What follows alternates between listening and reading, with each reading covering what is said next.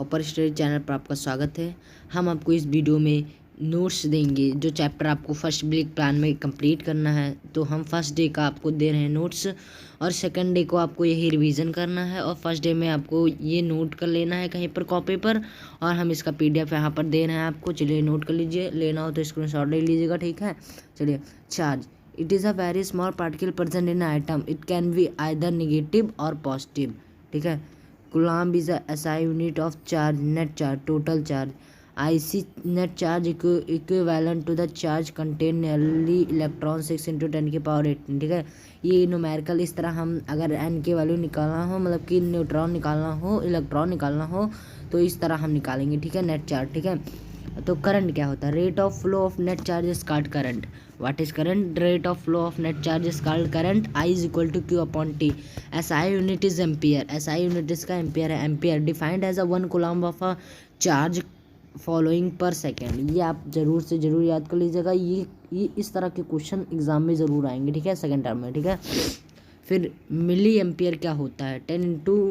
10 की power -3 ampere, ठीक है। माइक्रो एम्पियर होता है 10 की पावर -6 एम्पियर। ये हमारे हाथ से लिखा हुआ नोट्स है, आपको इसमें कोई भी दिक्कत नहीं होगी। तो स्क्रीनशॉट लेना चाहते हैं तो ले सकते हैं, ठीक है। Ammeter is the instrument use to measure the electric circuit is a current is a circuit electric current is in a circuit, it is always connected in a series, ठीक है। इलेक्ट्रिक करंट सर्किट क्या होता है? It is a closed path along with electric current flow. आप इसको कहीं पर note भी कर सकते हैं, ठीक है। Electron can only flow on there difference of the electric pressure, electric potential difference. Electric potential difference क्या होता है? It is a defined as the work done of the carrying a unit charge from one point to another between 2 point to electric circuit, ठीक है। ये आप इस तरह के समझ सकते हैं, ठीक है। SI यूनिट पोटेंशियल डिफरेंस की PD से भी हम रिप्रेजेंट करते हैं। इसे इसकी SI यूनिट वोल्ट होती है, वोल्ट को हम B से रिप्रेजेंट करते हैं। अब देखिए 1 वोल्ट क्या होता है? When 1 joule of work done carry 1 coulomb of charge from one point to another, current carrying conductor PD is sent to be 1 volt, ठीक है। तो 1 volt is equal to 1 joule upon 1 coulomb, ठीक है। ये हम यहाँ पर जूल और कूलम्ब ये जे से रिप्रेजेंट कर, कूलम्ब को C से करते हैं, ठीक है। वोल्ट मीटर क्या होता है? It is a instrument is use to measure the potential difference, ठीक है। Is a connected in a parallel, ठीक है। बस इतनी बात याद रखिएगा कि जो इंस्ट्रूमेंट मेजर जो पोटेंशियल डिफरेंस को मेजर करता है उसे हम कहते हैं वोल्ट मीटर, और ये हमेशा कनेक्टेड इन अ पैरेलल में कनेक्ट होता है, ठीक है। फिर इसका खोज किसने किया था? ठीक है, इसका जॉर्ज साइमन ओम्स फिजिशियन थे। इन्होंने 1787 में से लेके 1854 इनका DOB और डेट ऑफ बर्थ है, DOB और डेथ, ठीक है। तो इनका नाम भी याद कर लीजिएगा, जॉर्ज साइमन ओम, ठीक है। इनका नाम था, ये अपने नाम पर ही ओम दे दिए थे। ये ओम का पोटेंशियल डिफरेंस का मतलब कि वो क्या बोलते हैं, रेजिस्टेंस का SI यूनिट ओम होता है, ठीक है। देखिए, found the relationship the current flowing through the conductor and PD across the thermal end conductor using circuit diagram, ठीक है।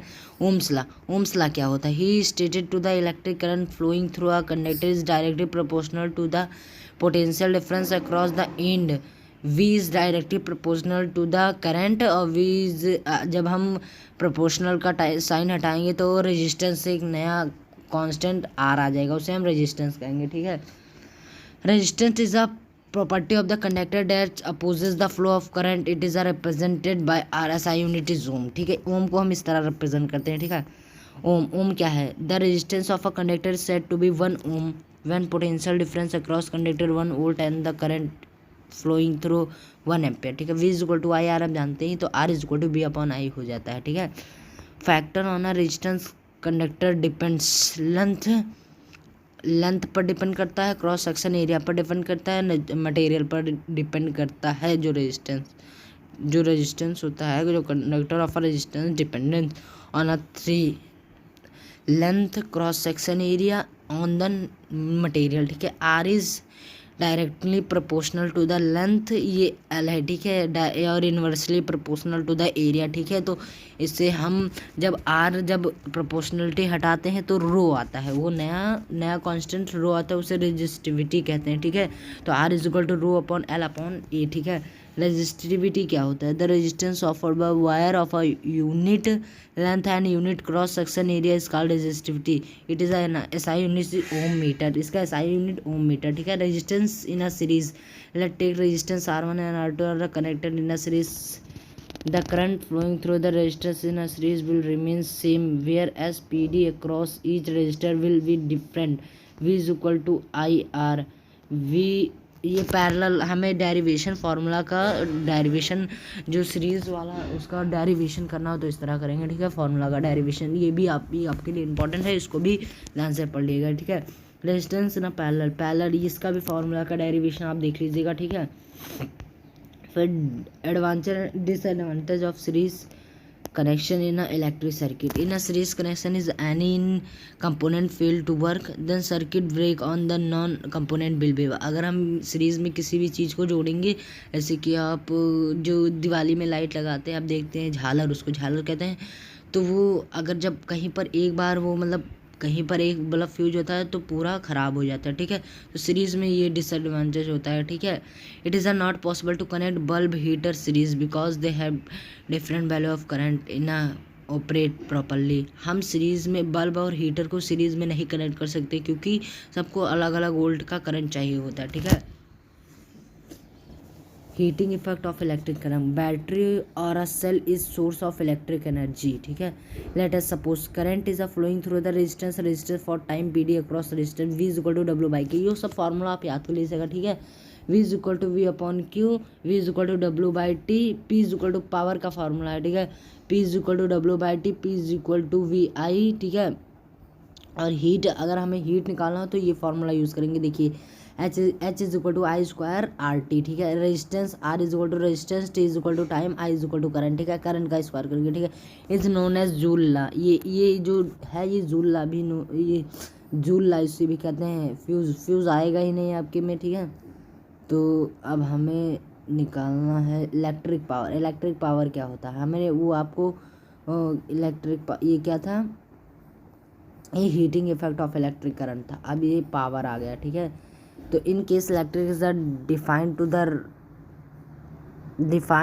To the shade of a change electric energy dissipated or consumed and electric energy dissipated to consumed in electric circuit।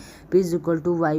First formula है, P का बहुत सारे formula होते हैं। देखो P का फार्मूला होता है P is equal to I square R, और P का फार्मूला होता है V स्क्वायर आर, और P का फार्मूला E अपॉन टू। इसका SI यूनिट वाट होता है, ठीक है। तो 1 वाट हमें क्या कहेंगे, 1 watt is equal to defined as the power consumed by device of 1 current passes through the PD is 1 volt. आप जो 1 वाट 1 वोल्ट 1 एम्पियर और ये जितना भी 1 वाला है उसको आप जरूर लर्न कर लीजिए, कोई ना कोई आपको एग्जाम में ये देखने को मिलेगा, ठीक है। इलेक्ट्रिक एनर्जी क्या होता है, P is equal to E by T, is equal to P into T. हमें इलेक्ट्रिक एनर्जी निकालना हो तो ये फार्मूला होता है, ठीक है। इसका SI यूनिट होता है जूल भी होता है और वाट सेकेंड होता है, ठीक है। Commercial unit of electric energy kilowatt और 1 यूनिट। हम किलो वाट आवर को हम 1 यूनिट भी कहते हैं, ठीक है। Kilowatt hour is equal to 1 unit, 1 unit is equal to 1। देखिए यहाँ पर हमें जूल, ये जूल हमें 1 जूल इज इक्वल टू कितना होता है, 1 joule is equal to 3.6 into 10 की पावर 6 जूल। ये आप जरूर याद कर लीजिएगा, ठीक है। 1 किलो वाट और 1 जूल ये होता है, ठीक है। और हमें अगर नंबर ऑफ़ यूनिट निकालना हो तो हम एक को आपको फार्मूला बता रहे हो, कहीं पर नोट कर लीजिएगा। Number of unit is equal to watt into hour into day upon 1000, ठीक है। ये बहुत इंपॉर्टेंट फार्मूला है, ठीक है, अगर हमें नंबर ऑफ़ यूनिट निकालना हो तो, ठीक है। थैंक यू, बस आज की वीडियो में इतना ही।